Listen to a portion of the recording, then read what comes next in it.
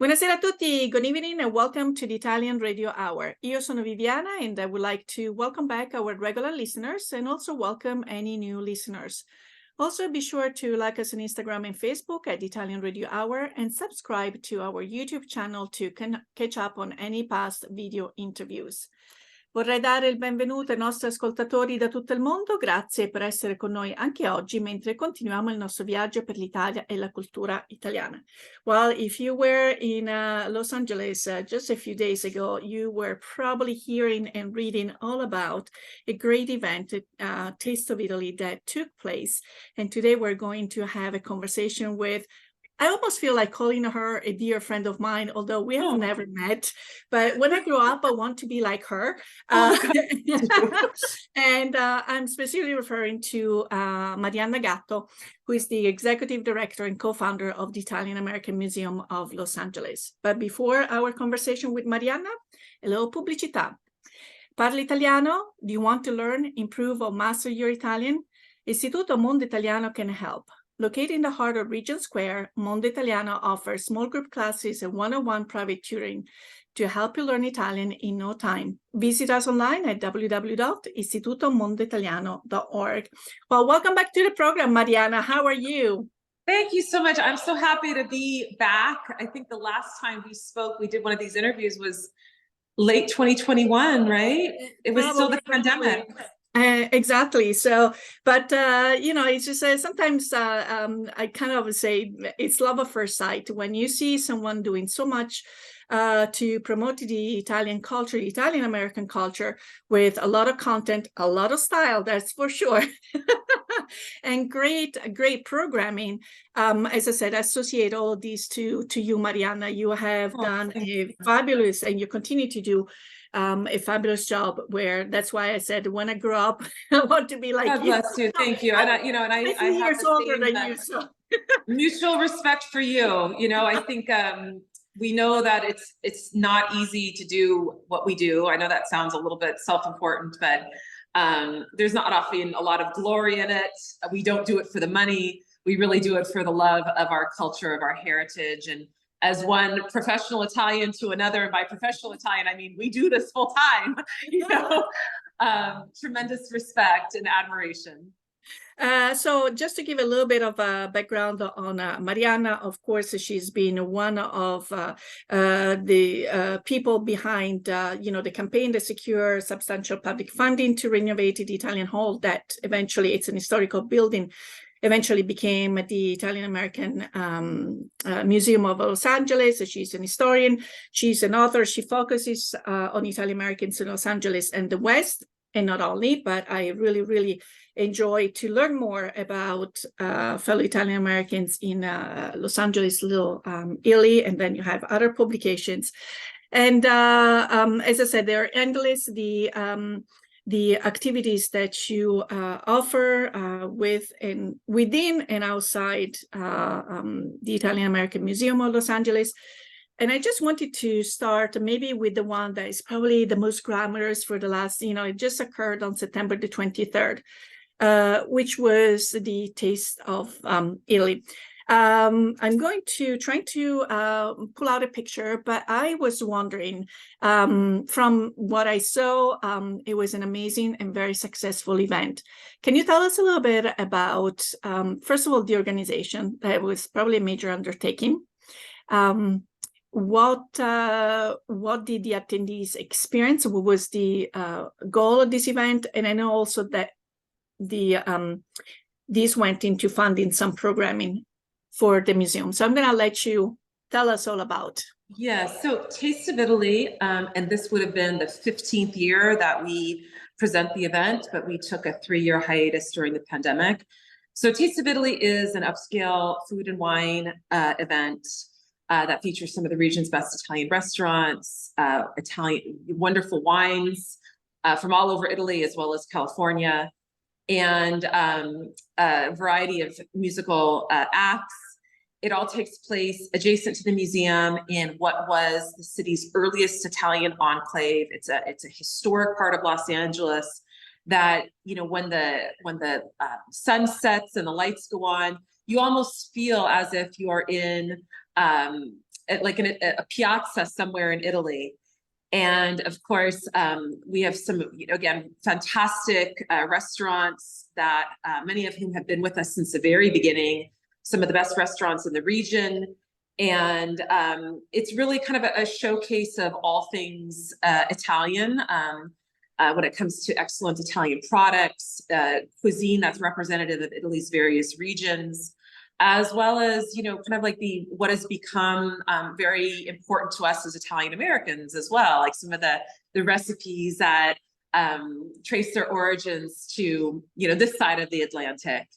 And I think it's kind of follows that model of everybody come together in the piazza, enjoy yourselves, make new friends, share food, experience something new. Ask autographs to a couple. Yeah. We also, of course, have some of our great celebrity guests. Joe Mantegna was there this year, as he is oftentimes. And, the goal when we first started Taste of Italy was to raise awareness for the tremendous history that Italians have in Southern California, and also raise awareness about the museum project. It has since morphed into an event that we use to raise money for all the free educational programming that we present at the IAMLA each year. Now that we are operating again in full swing, we welcome thousands and thousands of youth and their families for free programs. They could be arts workshops or plays, musical, concerts. And many of the people that we serve are, don't have these opportunities elsewhere oftentimes. And so we're really proud to be a place. The museum is admission free, and our programs are also presented free of charge. So this is kind of, this event at first glance is all about eating and drinking and having fun, but it directly benefits the work that we do in the community. Absolutely. And also you, the Italian American Museum in Los Angeles has great numbers as far as also attracting people that not necessarily are of Italian extraction, because your programming is so varied that you have both, the exhibits that are in-house at your location, and we can see Pinocchio, who will be there until October the 15th. And maybe we'll talk a little bit about this very successful exhibit, as well, your online exhibits. So tell us a little bit about, and we'll also go on to the website, because the website of the museum already provides a great wealth of information, and including the online exhibits. But tell us a little bit about these. So it started in November 2022, if I remember correctly. And Pinocchio is going home. Pinocchio. Yes. So, kind of what you just touched upon, only about 15% of our visitors are of Italian extraction.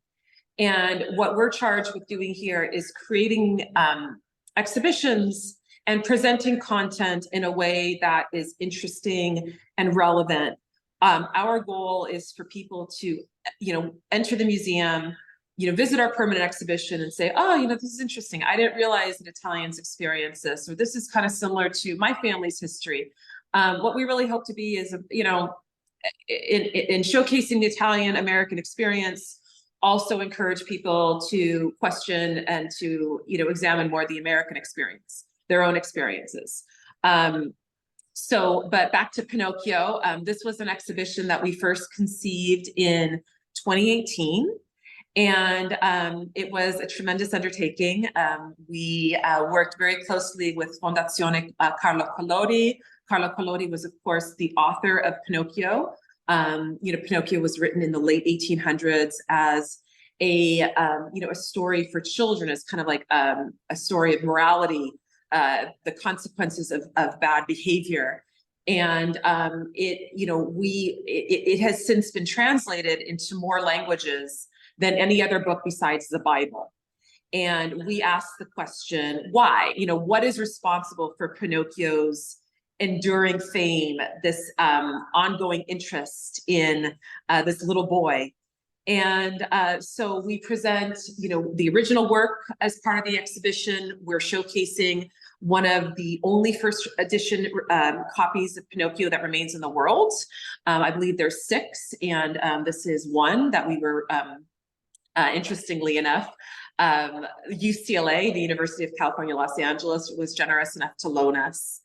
And there's a variety of toys and costumes, Academy Award-winning costumes from a recent Italian language adaptation of Pinocchio, as well as, you know, all the different ways that Pinocchio remains a part of our contemporary lives. You might have noticed, if you're an iPhone user, there's an emoji on your iPhone with the long nose, you know, to designate, you know, a lie or something of that nature. And the Washington Post has the Pinocchio meter as a way to judge the accuracy, the truthfulness of statements made by elected officials. So Pinocchio is this entity, this character who was, yes, created by an Italian for Tuscan children at the end of the 19th century, but he's still so very much part of our lives today. And this exhibition has been probably the most popular ever at the museum. We have welcomed tens of thousands of people from all over the globe, but also, you know, people from all over the nation, young and old and everyone in between.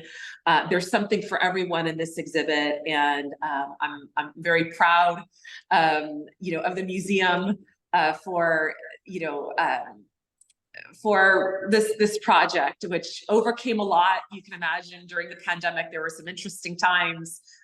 So we're sorry to see him leave, but we're also very excited to welcome our next exhibition to present that. And we're gonna hold on to that because we're currently looking at a picture. Actually, it's the room to your right as you stand in the museum. Can you tell us something about these two very different pieces that we are seeing? Yes, so right at the forefront, that little red costume is from an Italian version language of Pinocchio that was released in 2020. And Matteo Cantini Parini is the designer of this costume and 2 others. Three others. You only see 2 of them in the current frame. But this adaptation of Pinocchio was probably the closest to the original work, and the designer really wanted to capture the poverty that characterized Pinocchio's life. So he created these beautiful, just amazingly beautiful costumes that were subsequently nominated for an Academy Award. And so you see 2 of them there, Pinocchio and the Blue Fairy. And then in the background, you also see a piece done by an Italian illustrator, a young woman who was commissioned to provide the illustrations for a new, more modern adaptation of Pinocchio in print. And she was kind enough to allow us to reproduce this illustration, and we chose to print it on silk, this very fine flowing silk, just beautiful. And so you see that over the historic fireplace in our temporary wing. And then way on the other corner is a rug by a Danish designer named Hay. And it is inspired by actually a candy by the German producer Haribo that is called Pinocchio. And so here you have a rug that was inspired by a candy that was inspired by Pinocchio. So it's part of kind of the way that we illustrate just how much Pinocchio is part of our life in ways we don't always even notice. So again, you know, I'm tremendously sad to see this lovely little boy leave us, but we have some other exciting stuff to do.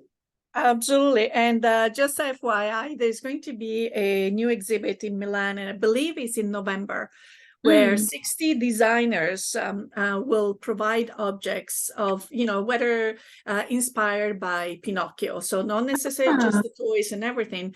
This was, it would be an interesting segue, or at least worth making a connection, which I will be more than happy to facilitate, because again, it continues the Pinocchio conversation. Yes, absolutely, absolutely. And if we can provide anything that we own for this exhibition, we would be more than happy to. Okay. I'm sure they're way past that at this point, but. Well, so when we talk about exhibits, so we see the exhibit, but how much time in advance are the ideas of an exhibit being thought and then worked upon? Well, let's see. So Pinocchio, as I mentioned, this exhibition was first conceived at the IAMLA in 2017, and it was then slated to open in June of 2020. Obviously, the world had other ideas, and so we pushed this exhibition. It was going to be the first that we, reopened with following the pandemic, but we chose instead to present the exhibition on needlework of the Italian diaspora. That was our opener. It was beautiful. And because it was our hope, things took a little bit longer than we thought, in terms of people feeling comfortable to come back out. And what we wanted to do with Pinocchio was present just tremendous amounts of programming where kids could come with their families and, without masks and touch and, be kids again. Mm-hmm. And we did that. I mean, we did 2 marionette performances. We did 3 plays, a variety of workshops, puppet making, marionette making. And so I think we were right to wait. But to answer your question, we are currently programmed into 2027 at the museum in our temporary galleries. So, as you can imagine, all of these exhibitions, they take a couple years to develop, from like concept to actual, what you see at the museum. And, anytime you're talking about loans from another institution, depending on the institution, you might need to ask, 3 years in advance, sometimes more. So there is a lot of thought that goes into all this. And then also, we're a smaller institution. So all of our projects are funded as we go along. We're seeking funding to produce these while we're developing them. So it's a bit challenging, but and we hope that changes in the future. We're working towards that now, and in terms of establishing an endowment that gives us a little bit more freedom. Mm-hmm. But it's typically about a 3-year process. Mm-hmm. And it would be nice also to see the continuation, especially when there is those beautiful exhibits that have taken so much work to put together, and your organization has done the groundwork to see them traveling across the United States or elsewhere, so that other people that are not, geographically there might enjoy. As I said, between the marionette workshop and the actual exhibit and everything, my heart was projected to LA so many different times. Every time I would see an announcement. And also the Woven Lives was a beautiful, we got a chance to interview also Lucy about her performances and everything. So extremely well done programming. It really saved from my heart. Now I'm going to show another picture. Go ahead. Please. Yes, I was just going to say on that note, we are still hoping to bring Woven Lives to New York. We're still in conversation about that. Woven Lives, incidentally, won the Award of Excellence from the National Association for State and Local History. Again, we're proud of this exhibition.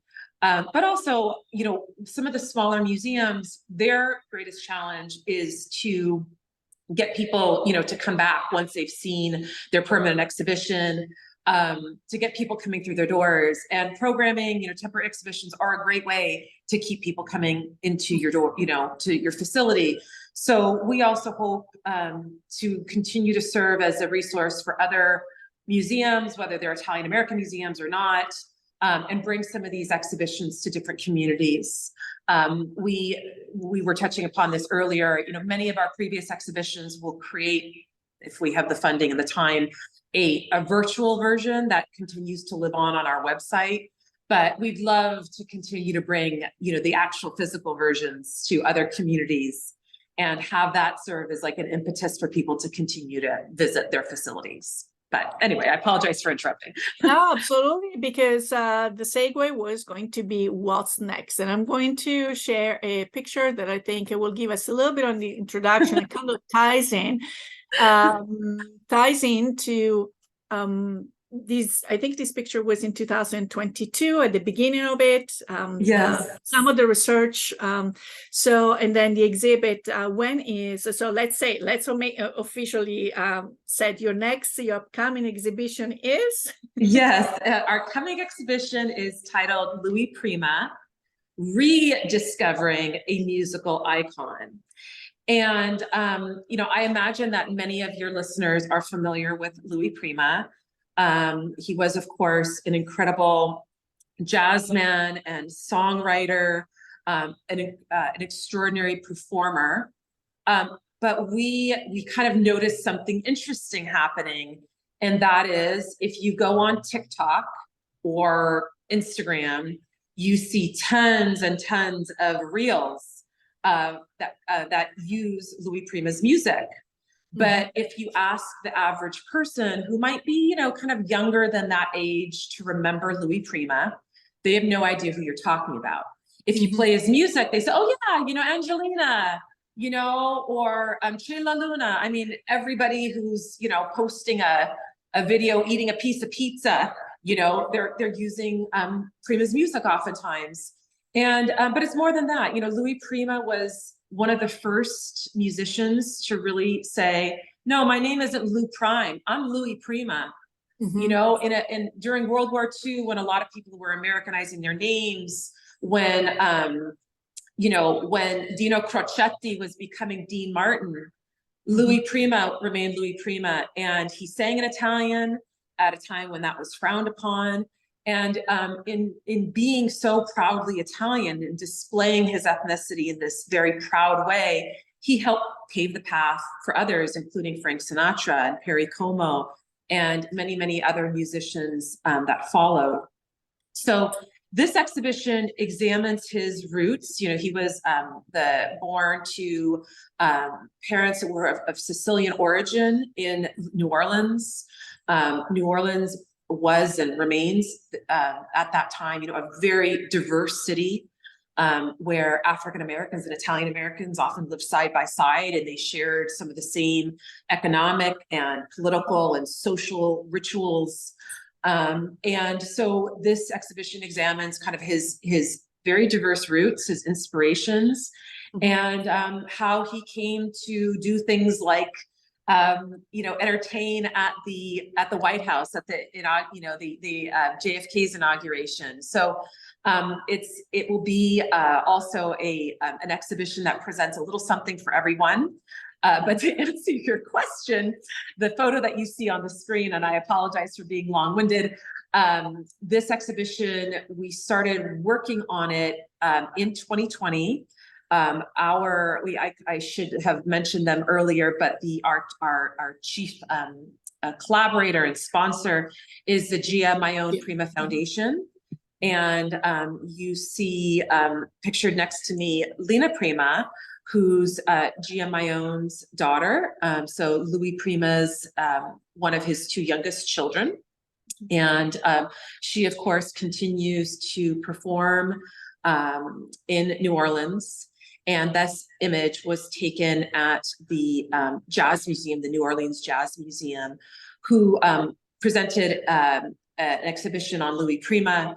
We, in turn, kind of took many of the items that were included in this exhibition, also selected additional from various other archives at Tulane, the Foundation's archive, and then rewrote this exhibition, or really kind of created a new exhibition to examine Louis Prima in the way that is more fitting for an institution like ours to examine Louis Prima, as in, also kind of shedding light on his Italian heritage and why some of the things that he did were so kind of revolutionary for the time.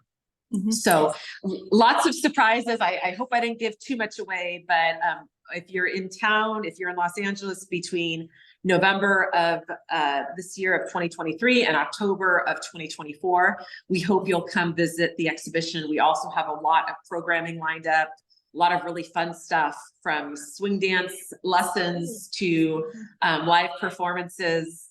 We'll be announcing the programming lineup shortly. But yes, this exhibition opens to the public November 4th. Now, there are a couple of different things, and the reason why I brought this picture, and did I remember, or were I able to read somewhere correctly that the original spelling of jazz was actually different and not with the two Z's at the end? You know, I've so yes, it was spelled J-A-S and J-A-S-S. And you know, like any place where so many people are coming together and they're being inspired by each other. I mean, I would have loved to have been around at that time when you know, you see New Orleans, which is just such a cross section of, you know, many cultures, multiple influences. And, you know, there was a tremendous history, of course, of, you know, Italian Americans in jazz, which many historians have explored a bit. But, you know, as you probably know, in the South, in the Southern United States, there were laws at one time, part of Jim Crow laws, prohibited groups, mixed race groups, from performing together.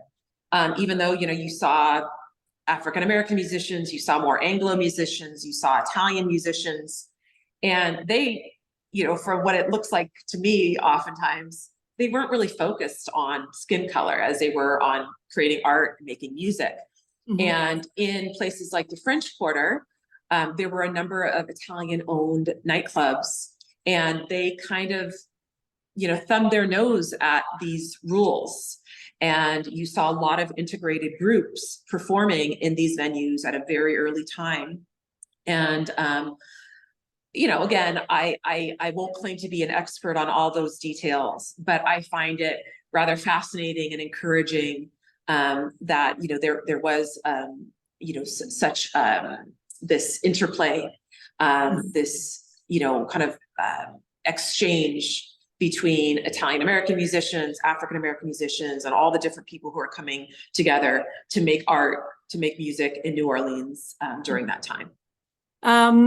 Some of the, maybe the pictures or the artifacts that you came across, and unfortunately, I'm not be able to recognize any of the additional individuals, and I don't know if you are to. Well, I can share with you, this image is great. I love it, and I'm glad you selected it.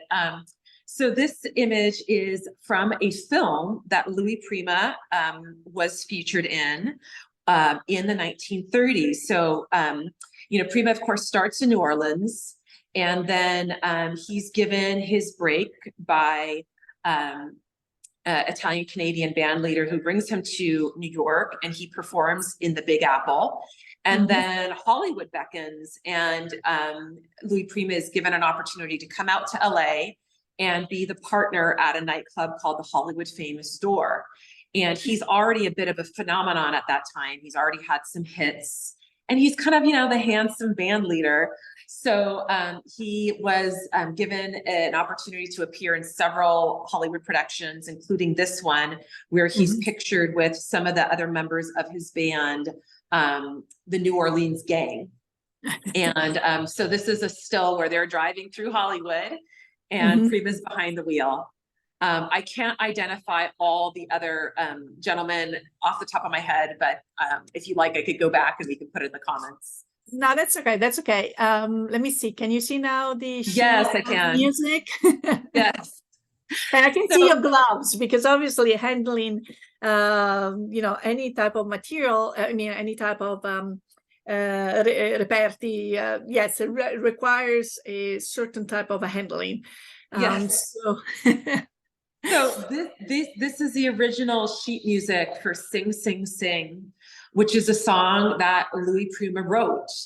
And it's often, you know, thought of as a Benny Goodman song, because Benny Goodman had a tremendous hit with Louis Prima's song. So Louis Prima wrote it, he recorded it, and then Benny Goodman came and did his rendition of it, which is of course fantastic. It's a classic. But Sing Sing Sing is this song that we consider to be synonymous with that era. When swing music was coming into vogue, as jazz continued to develop. And again, it's often attributed to Benny Goodman. Even in Ken Burns' jazz documentary, Louis Prima's kind of absent, and the focus is on Benny Goodman. There's, Louis Prima wrote Jump, Jive, and Wail. He wrote Just a Gigolo. He wrote Angelina. So many songs that we, that are kind of soundtracks for our lives, and that are used broadly in film and television. But as time has marched on, Louis Prima has become less of a household name. And our hope in this exhibition is to kind of showcase him and maybe help him, regain a little bit of the credit he deserves for shaping American music. Absolutely. So again, if you can give us, do you have an actual opening date of the exhibit? Yes. So November 4th, it opens to the public. And of course, admission is free. So you can come enjoy our permanent exhibition as well as the new exhibition on Prima. But of course, if you're in Los Angeles before then, we hope you can also catch Pinocchio. And we're just very excited to share these programs, these exhibitions with you. Absolutely. Now, when you were talking right now about Louis Prima, trying to give him credit again, because the recollection of the newer generations might not be there. This ties into probably the last kind of segment of our conversation. In August, you were here in Pittsburgh, but unfortunately, I was in Italy, so we missed one another for a huge conference, and with the ISDA. Yes. And I think one of the common themes of the conversations is the engagement of the youth and how to make our heritage interesting to them. They come together in a different way, or sometimes they don't come together at all because they have other forms of entertainment. But I was just curious because I've missed the convention. If you kind of could catch me up on some of the themes that you thought was were more relevant to the whole audience, maybe to you personally, and if there were any lesson learned or anything that we should all do. I think by promoting the Italian, culture, we're already doing something about it. But I don't know if they gave some, 1, 2, 3 homework for all the organizations involved in this conversation to do once the conference was over. Yes, certainly. So I mean, any opportunity to get together with Italian Americans for various parts of the country, I relish, to share ideas. This conference represented a number of different voices coming together from New York and Ohio and New Jersey, Florida, California. I was able to sit down with the folks who are, who recently opened the Italian American Museum in Cleveland and speak about collaborations.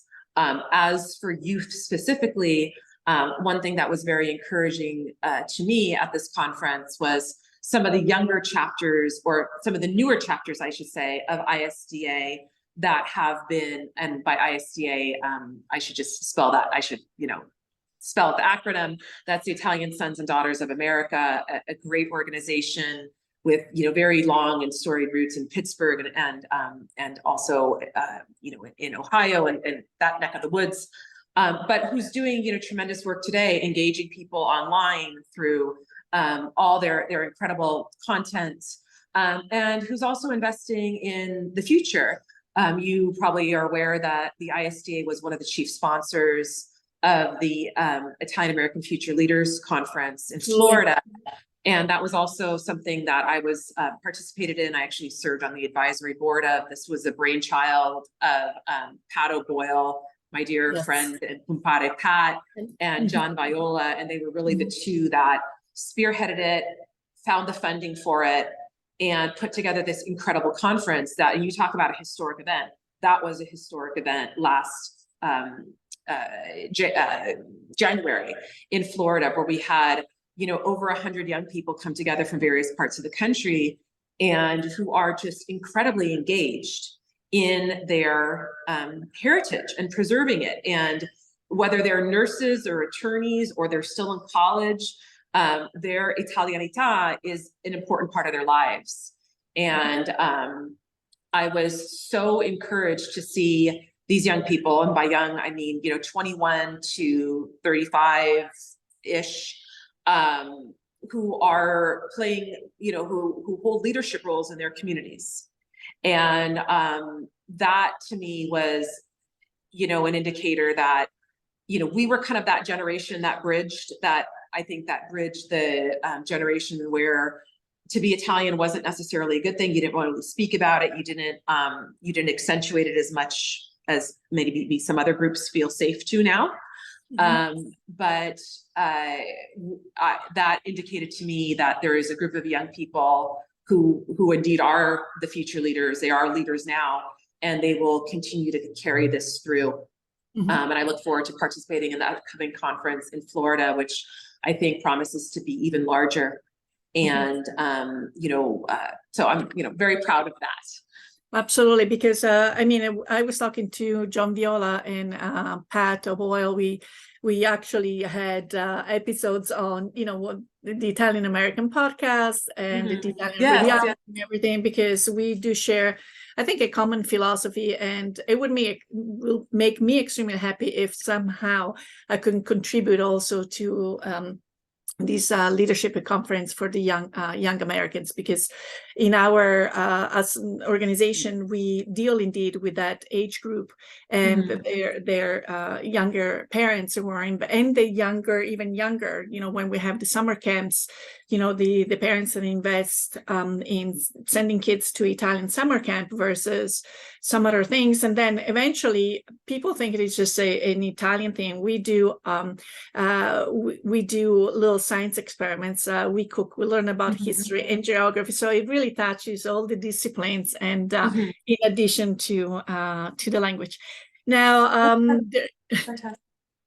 so thank you. I'm going to share a couple other pictures because, you know, that's actually because you do have, let me see where I see, you do have a Pittsburgh connection. So I do. I'm very proud to let say, me, you know, let me see if I can just bring it up so that you can tell me where these.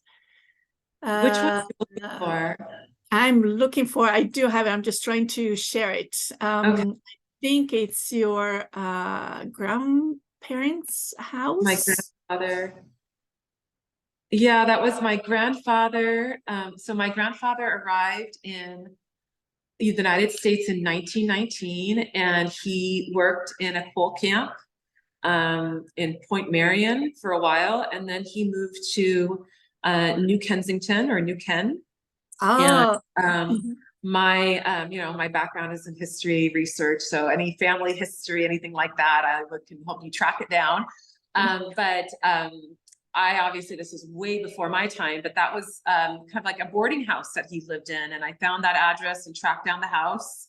And you know, my grandfather spent 10 years in Pittsburgh, and I still have some family there, a cousin.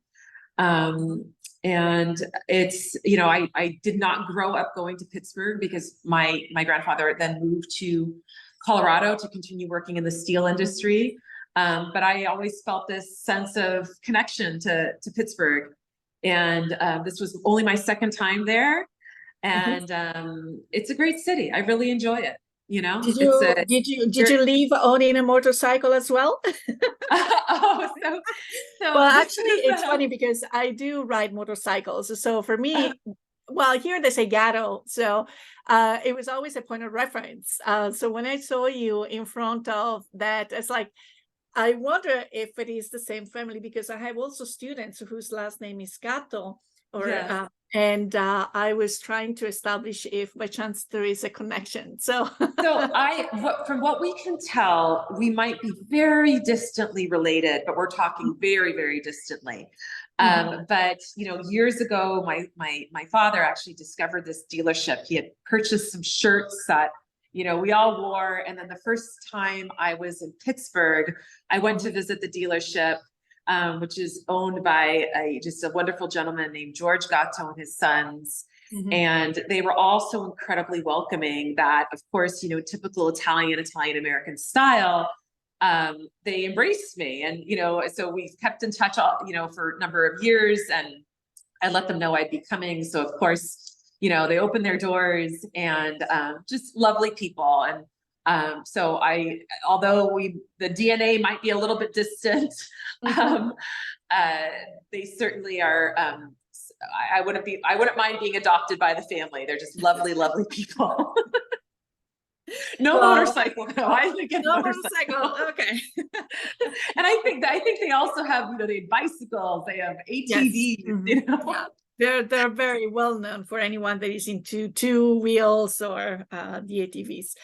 Well, I know that your afternoon is very, very busy. You have appointments coming up. So as I said, I don't want to overextend my welcome. No, it's so lovely seeing you. And, you know, when you said earlier that we'll see each other in DC at the NIAF Gala, another organization that I really love and admire and support. And, you know, hats off to my friend Robert Allegrini for being an incredible leader. You know, you said, "Oh, I look forward to meeting you finally." I feel so close to you.